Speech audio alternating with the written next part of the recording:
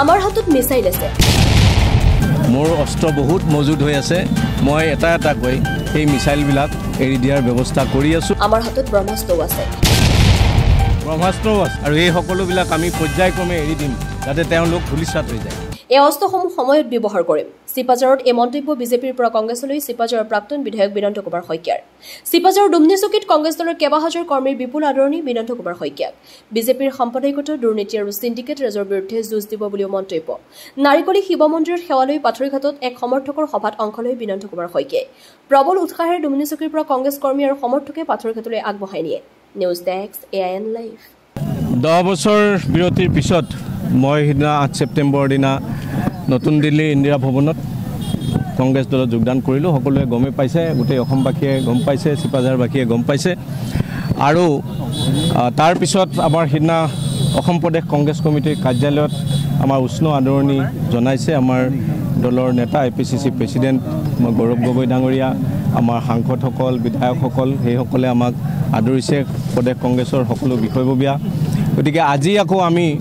প্ৰথমবাৰৰ কাৰণে যোগদানৰ পিছত চিপাঝাৰ সমষ্টিলৈ আজি আমি আহিছোঁ আমাৰ ইয়াতে ব্লক কংগ্ৰেছ আৰু মণ্ডল কংগ্ৰেছৰ সকলো বিষয়ববীয়া আহি আজি আমাক আদৰণি জনাইছে মই অতি অভিভূত হৈছোঁ যে ইমান উৎসাহ আজি দেখিছোঁ কৰ্মীসকলৰ মাজত আজি হাজাৰ হাজাৰ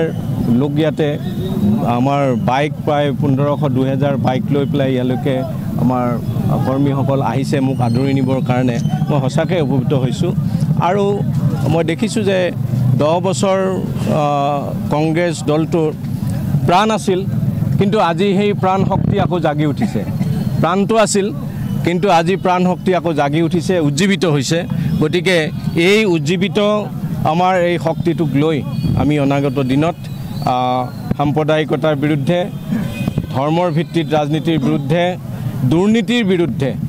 সিন্ডিকেট ৰাজৰ বিৰুদ্ধে আমি যুদ্ধ ঘোষণা কৰিলোঁ আৰু এতিয়া আমি সকলোৱে আগবাঢ়িম আৰু আমাৰ এই পথত আমাৰ আৰু বহুত সহযোগী হ'ব বহু মানুহ অতিষ্ঠ হৈছে বিজেপি দলৰ ভিতৰত বহু লোকে পদবী এৰিবলৈ বিচাৰি আছে বহু লোকে বিজেপিত নাথাকো বুলি আমাক টেলিফোন যোগে জনাইছে সেই সকলকো আমি আদৰিম আৰু কিছুদিনৰ পিছতেই দুৰ্গা পূজাৰ পিছত আমাৰ সন্মানীয় সভাপতি গৌৰৱ গগৈ ডাঙৰীয়া আহিব আৰু সেই সভাত আমাৰ ইয়াত হাজাৰ হাজাৰ লোকে আমাৰ ভাৰতীয় জাতীয় কংগ্ৰেছত যোগদান কৰিব আমি কংগ্ৰেছ আকৌ পুনৰ আগৰ দৰে শক্তিশালী হ'ম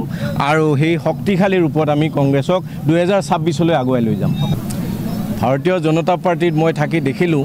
যে তেওঁলোকে অৰ্থ সৰ্বস্ব ৰাজনীতি কৰে টকা পইচাৰে ৰাজনীতি কৰে আমি সেই ৰাজনীতিত তিষ্ঠি থাকিব নোৱাৰোঁ তেওঁলোকৰ সেই টকা ক'ৰ পৰা আহে আমি নাজানো গতিকে তেওঁলোকে ধন সৰ্বস্ব ৰাজনীতি কৰি আমাৰ ইয়াত দবদপাই থাকিব তেওঁলোকে চেষ্টা কৰে বা দবদপাই আছে সেয়া মাত্ৰ তেওঁলোকৰ কেইটামান টকাৰ বাহাদুৰি কিন্তু তাৰ বাহিৰে মই দেখিছোঁ যে সৰ্বসাধাৰণ লোক অতিষ্ঠ হৈছে মহিলাসকলো অতিষ্ঠ হৈছে কৃষকসকল অতিষ্ঠ হৈছে ছাত্ৰ যুৱক সকলো অতিষ্ঠ হৈছে আৰু এই অতিষ্ঠ হোৱা সময়খিনিত তেওঁলোকৰ ধনবলৰ ৰাজনীতি বা বাহুবলৰ ৰাজনীতিয়ে কাম নকৰিব বুলি মোৰ বিশ্বাস মই আজি সকলোকে সমালোচনা কৰিব বিচৰা নাই কাৰণ আজি মই সমষ্টি প্ৰথম সোমাইছোঁ কংগ্ৰেছ দলত যোগদান কৰাৰ পিছত তে আজি সকলো টুনৰ হৰ মই আজি শেষ কৰি এৰি দিব খোজা নাই মোৰ অস্ত্ৰ বহুত মজুদ হৈ আছে মই এটা কৈ এই মিছাইলবিলাক এৰি দিয়াৰ ব্যৱস্থা কৰি আছোঁ আপোনালোকে সময়ত সকলো গম পাব নিশ্চয়